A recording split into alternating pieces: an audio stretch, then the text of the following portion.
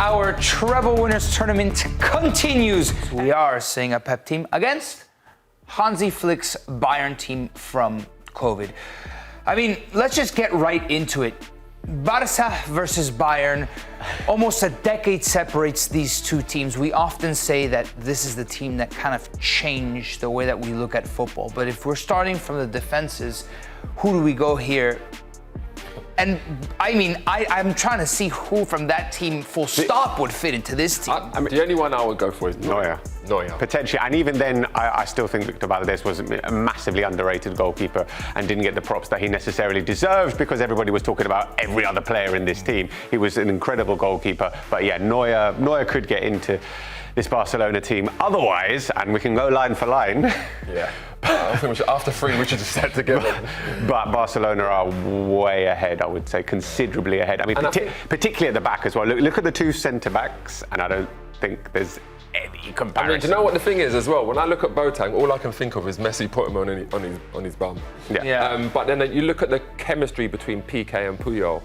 That was amazing because Piqué, yes, he's a great defender, but the way he used to come out with the ball. Elegant. Elegant, it's like a Rolls Royce. And then you've got Puyol that was just physical. What was he, about 5'9", maybe? He was just so physical, very difficult to play against. Captain fantastic. I mean, he had so many extraordinary moments in his career. Such an enforcer, but with a lot of class too.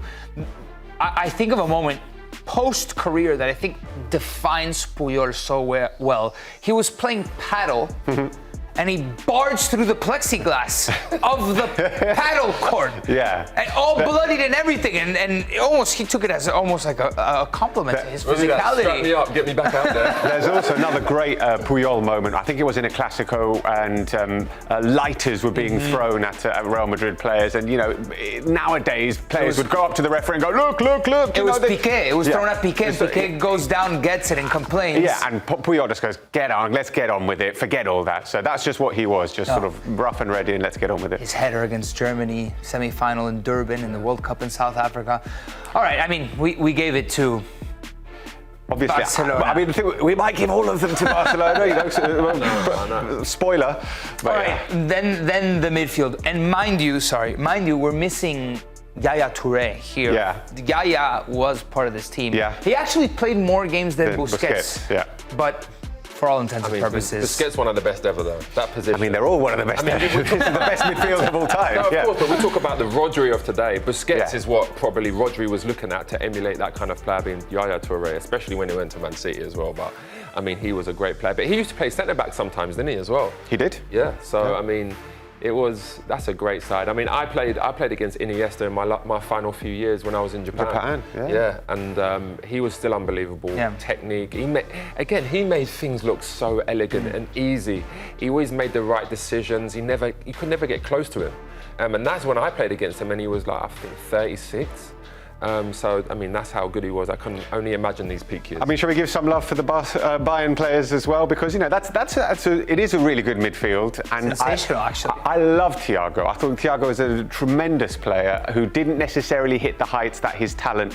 Injuries, isn't it? Injuries, just couldn't stay fit. But when he was at his highest level, silky, but with technique is unbelievable. Technique was unbelievable with the right level of sort of physicality as well. He was tremendous. Eto'o Alcantara is joining Hansi Flick's coaching staff at Barcelona. Yes, he went and did a little apprenticeship with him, and so I mean there were unbelievable players in this Bayern team. It's just that they're going up against probably the greatest team of all time. That's probably the best midfield. That's probably the best midfield of all time. Yeah. Listen, I think they're the favourites. They're the hot favourites for this inaugural TWT Treble Winners Tournament. I think Barca 09 are the big favourites, and they're clearly ahead here. Do we even need to discuss attack? I mean, we can talk about would Lewandowski get into that team? No, I mean, I don't think so. Is there a place for Lewandowski in this team? Like, is Lewandowski over Eto'o? I don't think it's crazy to say. It's not crazy to say in terms of numbers, Numbers definitely not. But Eto'o was. I mean, Eto'o's one of my personal favourites of all time. He's underrated as well. Eto'o. Yeah. When you talk about Barcelona teams, he doesn't get enough credit. He used to do a lot more. Thierry Henry recently said that Eto'o is a lot better than what people think. He does some unselfish work. He scored some great goals. Great link-up player.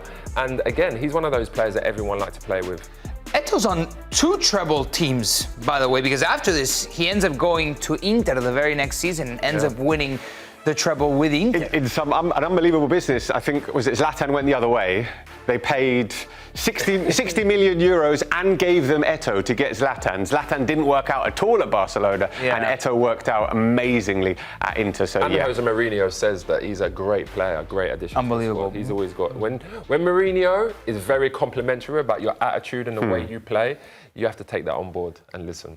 Man, the Barcelona team, I think we could wax lyrical forever about this team. In the Ballon d'Or voting, by the way, 4 of these players ended up in the top 5 that season. Yeah. I mean, that's incredible. Are we going to get into the coaching? Probably not for very long. No, I'm sorry. It is definitely a clean sweep. Yeah. I mean, Pep, again, one of the best managers ever. He modernised football, created, it seems like he goes home and plays Football Manager and just comes back with a new tactic. He's unbelievable and he gets the most out of his players. And when you talk about aura, listen, everyone was playing under the same circumstances, but when we look back at the Bayern team, I think it'll be such a shame or almost like a disservice to the treble that they played during COVID. Yes. No fans in the stands, right? That Champions League that they played was weird in Portugal, right? It was in an off tournament.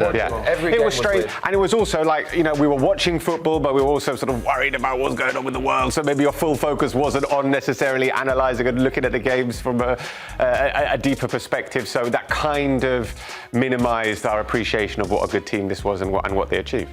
All right, what would the score of this game be? I think this would be very comfortable again. Yeah? I think it would be very comfortable. I could see this being like 3-4-0. 3 or 4-0? Yeah. I mean, I think like you were saying earlier, I think the way that we talk about the quality of the players on the ball, but the way they press teams as well. Yeah. Like it was really, really admirable. Like when you look at some of these players that are the best of all time, Messi, Henry, Iniesta, they've done a lot of the dirty work as well. They put in them hard yards, and that has to be taken into account. That's Silvinho, yes, who's now coaching Albania, right? Correct. He's doing well as well. Yes. That's crazy. Hold up. I want to give you guys the ChatGPT. I'm walking off camera because I left my phone up here. We asked ChatGPT what the score of this game would be, and you guys are going to get a kick out of this. Ready? Okay. 1 second. Okay, you said 4-0, 3 or 4-0. All right. Verdict. Close match. Edges. Oh no, hold up. Sorry, I was reading that. They said United 99 won. Okay. Sorry, okay. Score prediction. 3-2 for Bayern. Incorrect. Why? Barca might win possession, 65% plus, but Bayern wins the territory and danger game. What? Bayern's insane pressing and athleticism would overwhelm Vidal and Puyol. I think you need to do the update for ChatGPT. Flick's Bayern scored at freakish volume, even against teams that control the ball. Lewandowski and Müller's movement causes trouble for Barcelona's center backs, while Davies' pace could destroy Dani Alves on the overlap. No chance. Dani Alves is quick. But if Pep's Barca survives the initial storm, slows the game down, and Messi finds pockets, it could go either way. In terms of pure football beauty, Barca 2009 was unmatched, but Bayern 2020 was a physically unstoppable freight train. Chat, get out of here, bro! You're drunk. What are you talking about, man? You're drunk. That was rubbish, sorry. Yeah. I agree with everything else apart from that. You've gone rogue, chat. Yeah. No, we don't respect your football opinions yet. All right. So, Man United 99 will play Barcelona 2009. You gotta stay tuned throughout the entire week to get the lowdown because we are loving our treble winners tournament. The TWT is what we're calling it. TWT, baby. All right, this is gonna be an epic finish towards the end of the week. You cannot miss it.